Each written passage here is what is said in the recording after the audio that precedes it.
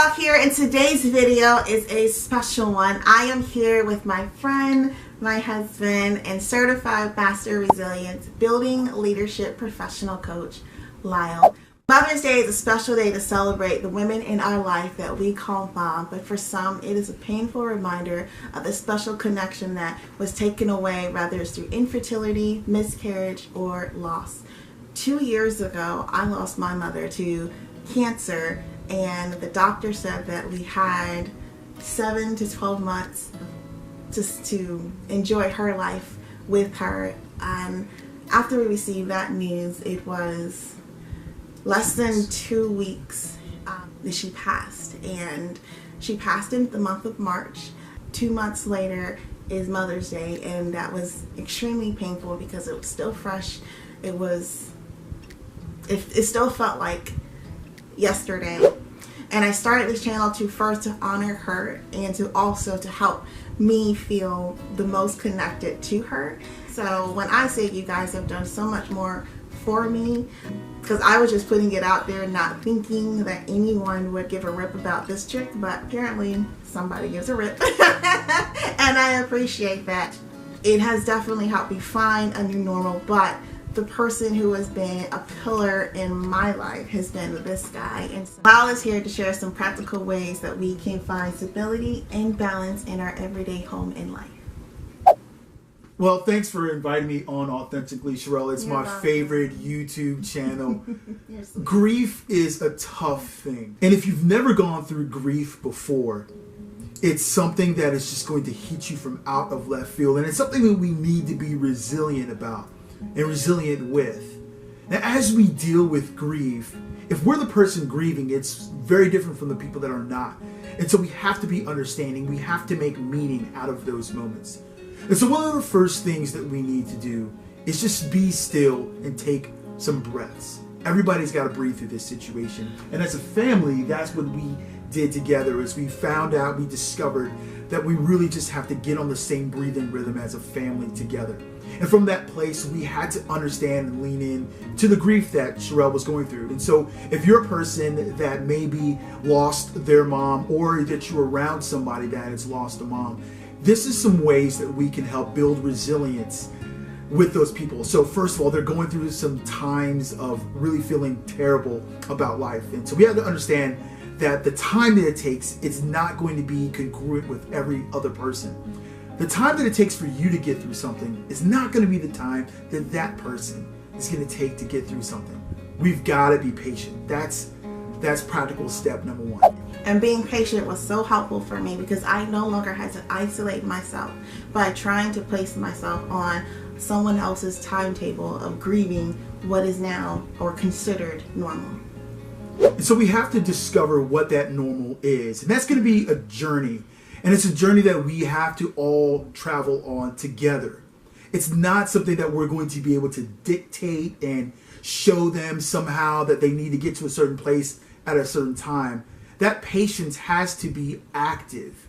And so listening, active listening, deep listening in a way that really moves the needle the way it needs to be is something that we have to do. So second, we have to really listen to the person that's going through the process. We have to listen also to our own self-talk that tries to dictate the moving forward, because we want them to be healthy, right? We want the person who's had the loss to be good. We want them to be able to celebrate and enjoy life, because Mother's Day is a day for us to celebrate. That's what it's designed for.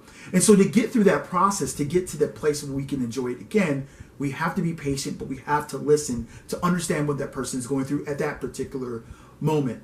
In order for them to bounce back, they have to have something to bounce off of, and that has to be us. And so the difficult thing for me during our loss, because if we're going to go through this thing together, we need to realize that we've all lost, but we've lost differently. And so when I understood that we lost differently, I had to be the person, the thing that she bounced back off of. But I had to be soft enough to be bounced off of. And if we're too hard, if we're not listening, and if we're not connecting deeply, that's not really going to happen well. And so we've got to help make meaning out of every step that we're going through the grief process. once we start to really make milestones and markers of overcoming certain steps as we go through the process, it makes the grieving process so much better, and you'll be able to learn and grow through it a lot easier as well.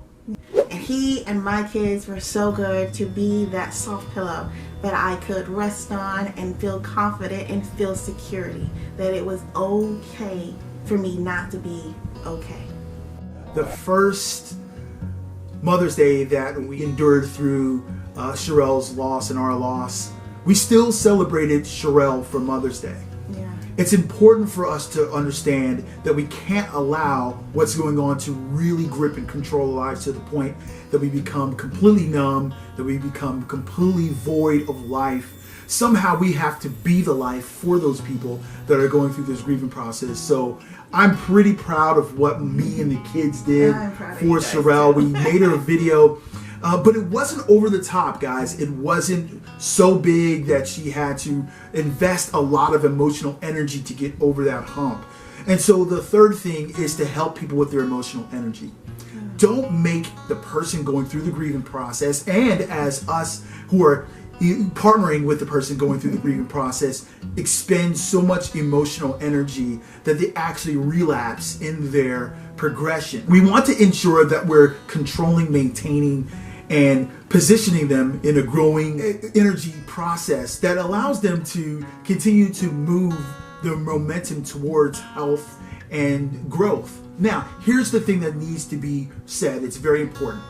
They're probably not going to get to a place where they were before the loss. That's not the healthy spot. That's so good. That's not the healthy place. We need to go back and create that new normal that Sherrell has been talking about. As we continue to move through and we make markers of our success, I'd like to introduce this idea that I called gratitude markers, which is what we did through our process. So after making the video after the first Mother's Day, we wanted to continue momentum of being thankful for everything that we were going through. Being in a deep place of grief and even in places of depression, we want to make milestones, markers of the gratitude, the wins that we're having as we come out of those places. And so it's important to celebrate those wins, to feel victory as we continue to move through the process. Everyone has to feel like they're winning in some place, because unfortunately we know there are going to be moments in life, there are going to be markers that we're going to have in life as we continue to go through the year, celebrate certain things, those firsts. I know we had a lot of trouble with those firsts. So if you're the type of person or family that really celebrates firsts or celebrates significant little moments and pockets of life, it's going to be great to have those gratitude markers that you can lean back on, the moments that you were able to win. And so we were able to do that through the first year that we all traveled through the loss process with Sherrell. So if you're a person that's going through this time of Mother's Day and you remember your mom, you remember that person that you lost, or you're in community with a person like that, help them create gratitude markers. And the last thing that we'll say for our practical tips through this process is to remember what the finish line looks like. Now, in the beginning, we talked about meaning making. We talked about knowing what the end looks like, what as far as discovering a new normal. It really means continuing to run the race to the end. And we have to run the race at a certain way. We can't run it at our own pace. We have to be able to run it at their pace. And then help them, nudge them, push them a little bit so that they can set a brand new pace in life, so that when we get to the end, we get to the finish line, we all kind of know what it looks like.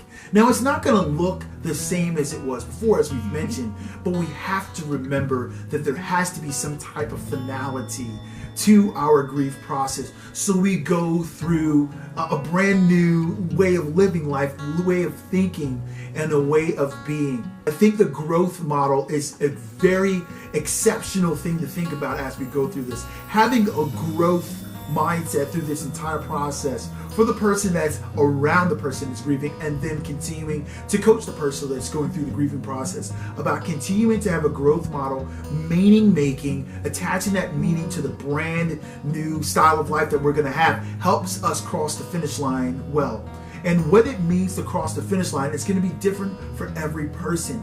But a win is a win, and we've got to celebrate it. And as we celebrate those wins, we're going to come to a place where we're going to be healthy and be able to celebrate Mother's Day in a really, really cool way once we get through our journey. Wow, so good. And thank you so much for sharing and being that pillar in my life. I think it takes great courage and great strength to be that type of strength for someone during that difficulty, and that's exactly what you were for me. So you guys, I love you guys so much, and I want it to be vulnerable, I want it to be transparent, and I want it to be honest, because although you guys probably see me rubbing this necklace, this is actually my mom's necklace.